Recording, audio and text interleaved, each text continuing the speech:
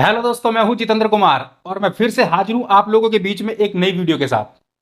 आज का जो हमारा कॉन्सेप्ट है वो है राष्ट्रपति की विधानपालिका शक्ति के ऊपर। पिछली वीडियो में मैंने आपको बताया था कि राष्ट्रपति की कार्यपालिका शक्तियां कौन कौन सी होती हैं, और आज की इस वीडियो में हम पढ़ेंगे कि राष्ट्रपति की विधानपालिका शक्तियां कौन कौन सी होती हैं। जितना इंपॉर्टेंट आपका वो पिछला क्वेश्चन था, उतना ही इंपॉर्टेंट आपका ये क्वेश्चन भी है। आपसे एक गुजारिश है, इस वीडियो को अंत तक देखना और समझ समझ कर देखना, स्किप तो बिल्कुल ही ना करना। क्योंकि अगर आपने आज इस वीडियो को देख लिया और अच्छे से इस क्वेश्चन को समझ लिया, तो समझ लीजिए कि आप आगे की जब क्लासेस में पहुंचोगे तो वहां पर आपको बहुत आसानी हो जाएगी। क्योंकि ये जो क्वेश्चन है वो फाइनल ईयर तक आपके एग्जाम में आएगा। और अगर आप ग्रेजुएशन करने के बाद में अगर एसएससी वगैरह की तैयारी करते हो या यूपीएससी वगैरह की तैयारी करते हो, वहां पर भी इससे रिलेटेड क्वेश्चंस पूछे जाते हैं। तो इसलिए आपसे गुजारिश है कि आप कृपया वीडियो को अंत तक देखें और पूरे समझदारी के साथ में देखें। तो चलिए शुरू करते हैं। जैसा कि आप देख रहे हैं यहाँ पर जो क्वेश्चन हमारा लिखा हुआ है, पहला, भारत के राष्ट्रपति की विधायी शक्तियों का वर्णन कीजिए। तो हमारे भारत का जो राष्ट्रपति है उसके पास कई प्रकार की विधानपालिका शक्तियां हैं। हम इसको विधायी शक्तियां कह लें या विधानपालिका शक्ति कह लें, एक ही बात है। अब चलिए इसके आंसर की तरफ चलते हैं। जैसा कि आप बोर्ड पर देख रहे हैं, पहला जो इसका पॉइंट है उसमें लिखा गया है कि राष्ट्रपति संसद का एक अभिन्न अंग। तो कहा जाता है कि संघ की जो विधानपालिका शक्तियां हैं वो संसद को प्राप्त हैं और राष्ट्रपति उसका एक अभिन्न अंग माना जाता है। संविधान के अनुच्छेद 78 में यह वर्णित है कि राष्ट्रपति तथा संसद के दोनों सदन, लोकसभा और राज्यसभा, इनसे मिलकर के ही संसद बनती है। आपको अच्छे से ये पॉइंट समझ में आ गया होगा, है ना। अब धीरे धीरे करके हम दूसरा पॉइंट भी समझते हैं। अब हम बात करेंगे दूसरे पॉइंट की। तो देखिए दूसरा पॉइंट यहां पर दिया हुआ है, संसद का अधिवेशन बुलाना तथा स्थगित करना। बस आपको ये पॉइंट याद रखने हैं, इसके अंदर की बातों को समझना है, बहुत आसानी से आप जवाब दे पाएंगे। तो चलिए, जो दूसरा पॉइंट अभी मैंने यहां पर पढ़ा कि संसद का अधिवेशन बुलाना तथा स्थगित करना, इस पॉइंट में आप क्या लिखेंगे? तो आप लिखेंगे कि राष्ट्रपति को यह अधिकार है कि वह संसद के दोनों सदनों का अधिवेशन एक साथ या अलग अलग बुला सकता है। राष्ट्रपति अगर चाहे तो अधिवेशन को स्थगित भी कर सकता है। राष्ट्रपति को 6 महीने के भीतर दूसरा अधिवेशन भी बुलाना होता है। राष्ट्रपति ही उस अधिवेशन के लिए दिन और स्थान दोनों चीजों को तय करता है। राष्ट्रपति ये तय करता है कि उसका अधिवेशन कहां होगा और किस तारीख को होगा।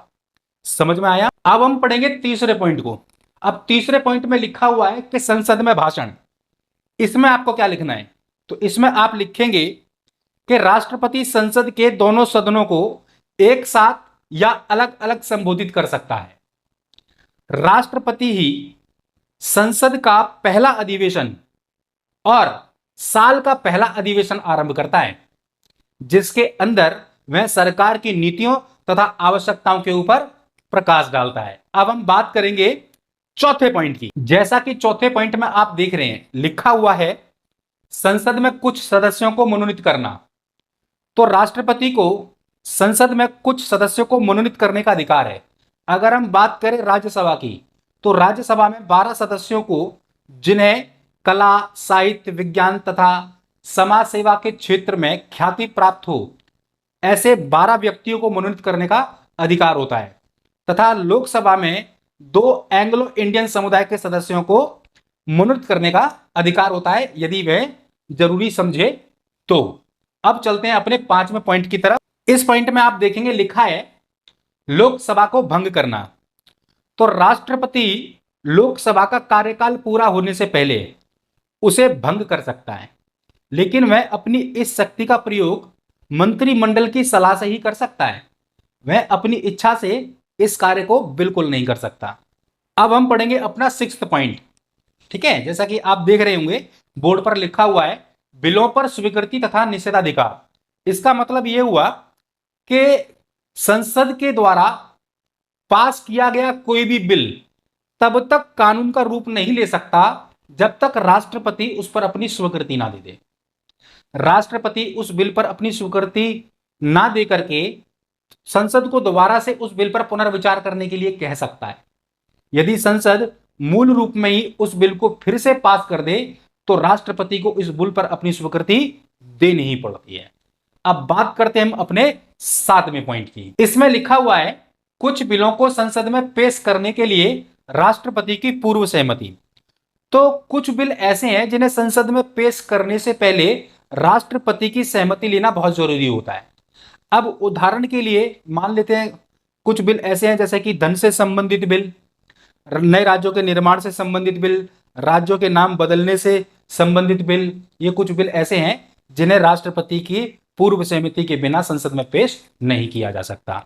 अब हम चलेंगे अपने आखिरी पॉइंट की तरफ। इसमें लिखा है अध्यादेश जारी करना। तो इस पॉइंट के अंदर आप क्या लिखेंगे? तो इस पॉइंट में आप लिखेंगे कि जब संसद का अधिवेशन ना चल रहा हो तब राष्ट्रपति अध्यादेश जारी कर सकता है। यह अध्यादेश कानून की तरह ही लागू होता है। लेकिन जैसे ही संसद का अधिवेशन आरंभ हो जाए यह अध्यादेश संसद के सामने रखना जरूरी हो जाता है। जिस दिन से संसद का अधिवेशन शुरू होता है उस दिन से लेकर 6 सप्ताह तक यह अध्यादेश लागू रहता है। यदि संसद चाहे तो समय से पहले इस अध्यादेश को अस्वीकार कर सकती है और यदि वह उस पर अपनी स्वीकृति दे दे तो यह अध्यादेश कानून की तरह लागू हो जाता है। तो यह था इस प्रश्न का जवाब। इस वीडियो को आप 2 से 4 बार देखेंगे तो डेफिनेटली आपको यह क्वेश्चन अच्छे से समझ में आ जाएगा और आप अपने एग्जाम में इसका अच्छे से जवाब दे सकते हैं। तो मैं मिलता हूं आपसे फिर अगली वीडियो में एक नए कॉन्सेप्ट के साथ। तब तक के लिए जय हिंद।